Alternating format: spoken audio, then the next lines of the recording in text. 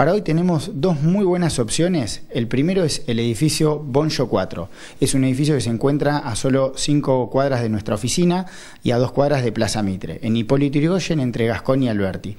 Es un edificio que ya está terminado, que lo acabamos de inaugurar la semana pasada, el cual cuenta con muy buenos departamentos de 2 y 3 ambientes, también algunas opciones de un ambiente.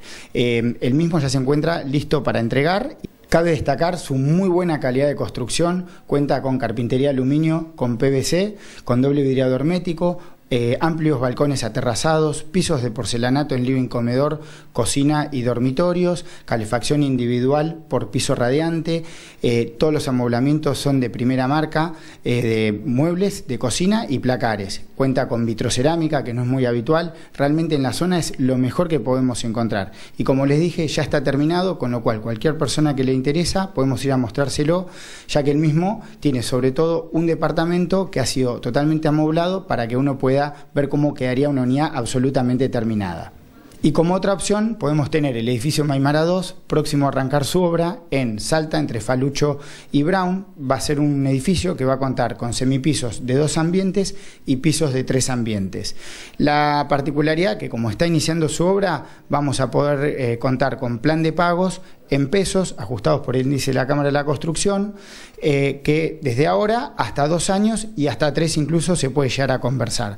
El mismo va a contar también con pisos de porcelanato, carpintería de aluminio con doble vidrio, calefacción por piso radiante y quincho o salón de usos múltiples en el último piso. Para más información, para más detalles, ¿cuáles son las vías de comunicación? Lo ideal es que se acerquen a nuestra oficina, que está en Hipólito Yrigoyen 2158. En nuestra página web está toda la información, que es www.valenciapropiedades.com.ar, y si no, en nuestros teléfonos, que son 494-1230 o 493-5957. Y para hablar un poco de actualidad, como estamos en un año de elecciones, ¿cómo se encuentra el mercado inmobiliario? Bueno, el mercado no está ajeno a la realidad del país, es un mercado que está muy tranquilo.